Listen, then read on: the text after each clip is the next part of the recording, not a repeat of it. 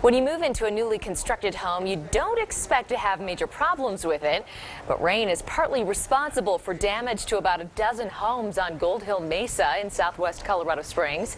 KRDO News Channel 13 Scott Harrison is live in that neighborhood to show us how it happened and what's being done about it. It's new at 5 o'clock. And Scott, this situation affects homeowners' front yards. Yeah, that definitely is the case, Heather. The homes we're talking about are right down here in the Gold Hill Mesa area, and they're actually collapsing, those front yards are. The developer says it's because utility lines in front of the homes were not properly compacted during construction, and moisture getting in there has only compounded the problem. And that's not all. Wet weather that we've had has delayed the normal repair time. When Paul and Patricia Slater look down the street,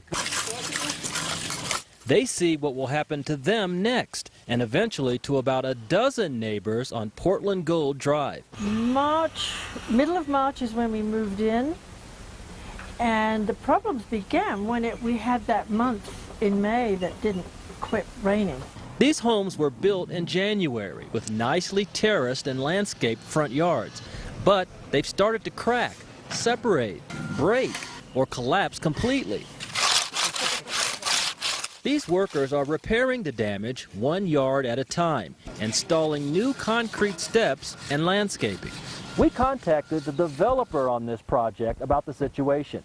He was unavailable to appear on camera. However, he did tell us that a different contractor is doing the repair work here, and that paying for that work is still in discussions between the developer, the home builder, and the previous contractor. But all that the affected homeowners here care about is that it won't cost them anything. Fortunately, the affected homes have garages in the back, so residents can get in and out. But the front damage isn't pretty to neighbors or prospective home buyers. It upset a lot of people because buildings stopped.